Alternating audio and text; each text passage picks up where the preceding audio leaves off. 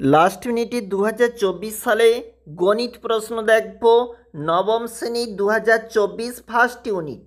আমাদের এই প্রশ্নটি একটি সংস্থার প্রশ্নপত্র।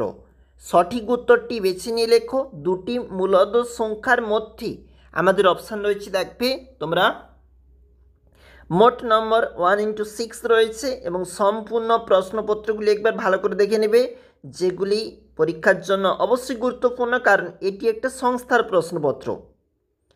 দুইয়ের দাগে যে প্রশ্ন বলেছে এই প্রশ্নগুলি অবশ্যই 2 মার্কের জন্য 2/6 বলা রয়েছে। দেখে নাও কোন কোন প্রশ্ন অবশ্যই গুরুত্বপূর্ণ।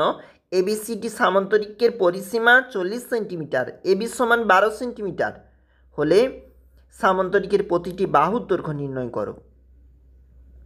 2 নম্বর পেজটাতে একবার চলে যাব। 3-এর দাগে অঙ্ক রয়েছে এখানে দেখো, এবং এর ঠিক নিচে 4-এর দাগে বলা রয়েছে সমাধান করো। 3 নাম্বার রয়েছে।